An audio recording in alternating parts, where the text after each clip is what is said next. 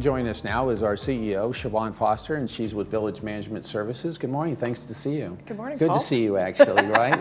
It's also thankful for you to be here because you have the United meeting today, so you have a full plate today. That's true. Yeah, yes. So let's talk about the business plan that's happening now. We're having budget meetings throughout not only GRF, United, and Third, but you wanted to speak about some of those meetings and some of the effects of how it affects the residents and their assessment. Yes, I do. Thank you, Paul. I just wanted to go over the 2023 business plan, kind of how we got to where we are today and where we're headed. The business plan started in March with departments presenting the current year service levels and the boards asking questions about those service levels. That kind of set the stage for developing the 2023 budget. Staff determined capital requirements and developed preliminary operating budgets in April. And those went through extensive review by me and the financial services team here. And then in May and June, after all that internal review and revision, staff presented the first version of the plan to the boards. All three corporations held meetings and asked questions and gave us some direction. Right. And what was interesting about that process, I've been through that process a few times, Yes. but this time I really felt that, we worked on our budgets amongst our staff and department heads, but then it went to you and, like you said, to the CFO and to Jose Campos, and you guys kind of fine-tuned it even more so before we even presented it. So then it gets drilled down even more as we get into the mutuals and the GRF. So that was a great process, I believe. Thank you. Yeah. And so that brings us to July. This week we're presenting version 2 of the budget to the corporations. Each corporation will have a special board meeting this week. And then moving forward, after they review this version of the budget, they will give us any changes that they'd like to make for version 3. And version 3 is presented in August. As you know, they're televised budget meetings so that all of our residents can view. Right. And then hopefully we take any changes from that point, incorporate them into a final version that will be considered and hopefully adopted by the boards in September at their regular board meetings. Right, and those will be televised right here on Village Television, so be sure and tune in when we announce those dates for you. Thank you. So everyone wants to know where things stand right now. So as of today, version 2, which is being presented again this week to the boards, the proposed budget contains the following basic assessments. For GRF, a $3.81 increase. For Third, no increase. And for United, a 29.17 cent increase. Right.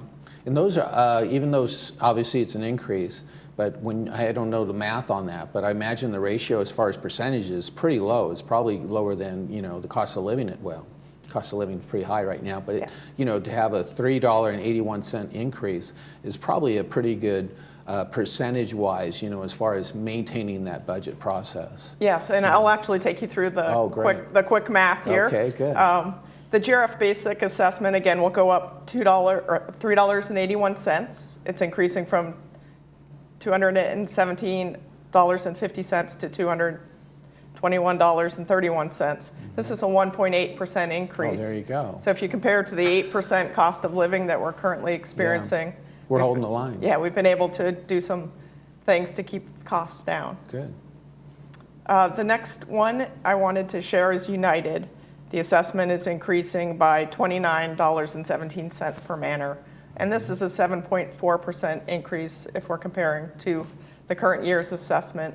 But there are a few things that I should point out, most notably that there was no increase in 2022. Right. So it looks like even the 7.4% increase, that's over a 4-year period of time, which again, you're down to the 1% and 2% range per year. Yes. That's pretty good. And then flipping to our next one is Third. Again, there is no proposed increase. They had a large increase last year, so we did everything we could working with the boards to minimize any increase this year. Yeah, and that Third increase last year, just so if you're a new viewer, a new member of Third Mutual, was due to the high insurance costs. That's correct. Property insurance drove that. Yeah. So we're happy to share that good news with our Third residents this year. And then just wanted to go over how we've come up with the 2023 business plan.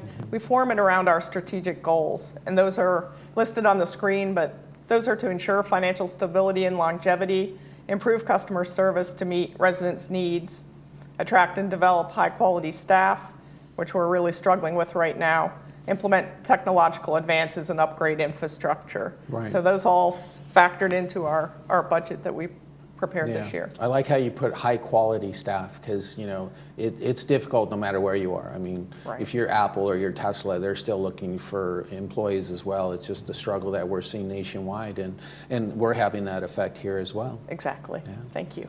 And then I just wanted to announce the meetings this week, just to make sure everybody has those times and dates. GRF will be reviewing their budget tomorrow, Wednesday, July 13th at 9:30 a.m. That will be held in the board meeting, as will all meetings. And they're also available on Zoom and Granicus for viewing. The third board will meet Friday, July 15th at 9:30 a.m. And the United Board also Friday, July 15th at 1:30 p.m. So that's the next opportunity for our residents to Right. weigh in on the budget. And then that shaded August period is when we'll be televising them live here on Village Television. Yes. Okay. Thank you.